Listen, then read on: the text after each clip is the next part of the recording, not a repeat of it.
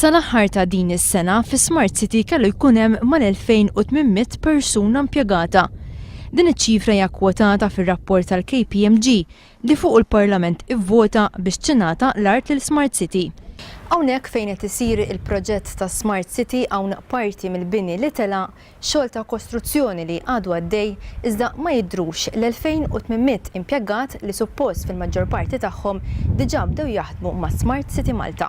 Żjara li għamilna fuq il-post f'ġurnata tax-xogħol tikkonferma kif baqgħet ma twettqitx il-weda dwar in-numru ta' ħaddiema li sallum suppost diġà huma impjegati ma' Smart City. Il-parkeġġ li fih jipparkjaw l-impjegati huwa wkoll relattivament fqir mill-karozzi.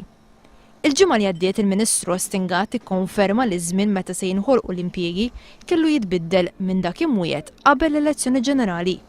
Qal li d-dewmien inħoloq għaliex il-Gvern ma żammx mal-obbligi tiegħu li jneħħi l-impjant tad-drenaġġ ħdejn il-proġett u konsegwentament issa il-kumpanija minn Dubai mhijiex marbuta b'obbligu li toħloq l-impjiegi. Issa m'hemm ebda obbligu ta' qas impjieg wieħed. Fl-istess programm Austin Gatt kien qal li Smart City ma swina xejn. Nistgħu nitilfu jekk dal-proġett ma jirnexxix. Assolutament xejn, il-Gvern ma ħareġ sold.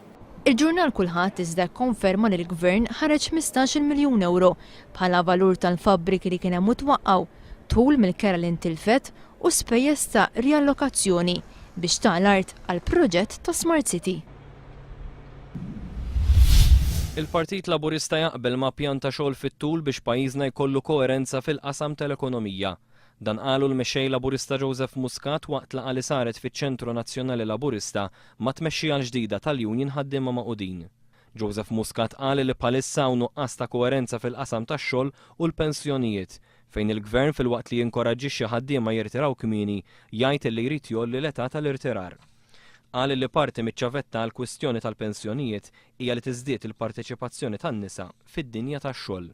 Is-Segretarju l-Ġenerali l-ġdid tal-UHM Joseph Vella ippreżenta lil mexxej Laburista kopja tal-Viżjoni Soċjali 2015 adottata mill-UHM waqt l-aħħar konferenza ġenerali.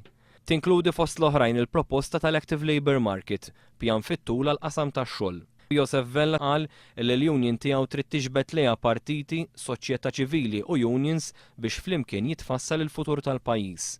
Qal li fost l-isfidi li trid tindirizza l-union hemm il-problema ta' xogħol prekarju li qed inaqqas il-bargaining position tal-familji. Ix-Xandir tal-Istat il-PBS qed jipprova jimblokka proċess fl-Awtorità tax-Xandir minħabba li skont l-istazzjon żewġ membri fil-bord tal-Awtorità għandhom l-istatus ta' friends fuq Facebook ma' esponenti tal-Partit Laburista. Il-kap tal-aħbarijiet tal-PBS Natalino Fenek flimkien mal-avukata tal-PBS preżentaw printouts ta' Facebook personali ta' żewġ membri tal-Awtorità tax-Xandir. Qalu li m'għandhomx fiduċja fihom għaliex huma friends fuq Facebook mad-direttur tal-komunikazzjoni tal-Partit Laburista Kert Farrugia u mal-membru parlamentari Laburista Gino Kawki. Minħabba fekk ix-Xandir tal-Istat qed jitlob li żewġ membri fuq il-bord tal-Awtorità, l-avukat Reno Borċ u s-Sinjura Rose Xiberras biex jiġu rikużati għaliex skont huma għandhom konflitt ta' interess. Il-każ seħħ it-tlieta 25 ta' Ottubru meta l-bord tal-Awtorità tax-Xandir kellu jisma' l-każi dwar żewġ ilmenti mresqa mill-Partit Laburista kontra il-Kamra tal-Aħbarijiet tal-PBS. Minħabba dan l-atteġġjament, iċ-ċermen tal-bord tal-Awtorità tax-Xandir talab li l-każi ta' ilmenti tal-Partit Laburista kontra il-PBS jiġu differiti biex il-bord jieħu deċiżjoni fuq it-talba u l-akkuża tal-PBS. Ingliż ta' 21 sena ammetta li saraq minn 44 kamra f'6 lukandi differenti f'pajjiżna bejn Lulju u Ottubru ta' din is-sena.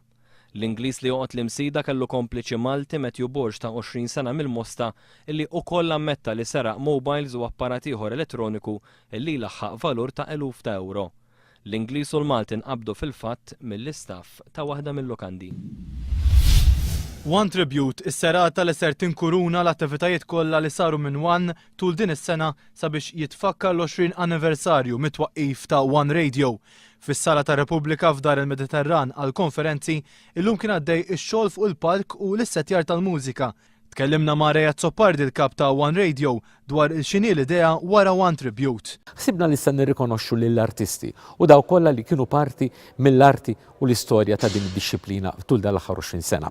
Taħt il-patroċinju tal-kap tal-Oppożizzjoni mexxej Laburista Dr. Joseph Muscat u Sinjor Michel Muscat, nhar is-Sibt li ġej One Tribute hawnhekk fis-Sala ta' Repubblika dar il-Mediterran se tkun qed tagħti dan ir-rikonoxximent. U fost tant u tant artisti oħra bi pjaċir ngħidlu wkoll ikkonfermalna it-tenur internazzjonali Malti Joseph Kallja li se jkun qiegħed magħna wkoll biex jirċievi rikonoxximent ukoll f'dina l-lejla. Ir-rikonoxximenti se ifakru wkoll il-kontribut ta' personaġġi importanti fl-istorja ta' One Radio li iżda m'għadhomx magħna, inklużi l-Budaj u Vince Laws. Ser ikun hemm awards għall-oqsma mużikali kollha mill-marċi għall-għana, mid-dance sal-klassiku, rikonoxxuti l-ġurnalisti u anke l-preżentaturi. L-għażla saret minn bord artistiku ħlif dik l-aħjar preżentaturi u preżentatriċi li ser jintgħażel mis-semmija ta' One Radio permezz tal-SMS. Iżda s-serata li ser tkun preżentata minn Mariella Xerri ser tkun ħafna iktar minn sempliċi ċerimonja. Bla dubju ta' xejn għandna 3 sigħat mimlijin. Ser niftħu bl-orkestra ta' Maestro Sigmund Mifsud, kantanti li żgur m'għandhom bżonn tal-ebda introduzzjoni bħal Renato, Mary Spiteri, Ira Losco, Wintermoods, Tenisha li għadhom kemm ġew mal-aqwa mid-DJ fid-dinja. L-aħħar biljetti għal dan l-avveniment jistgħu jinxtraw mill-ħanut ta' Rettaċ Phone fil-Ħamrun jew minn One Productions fil-Marsa.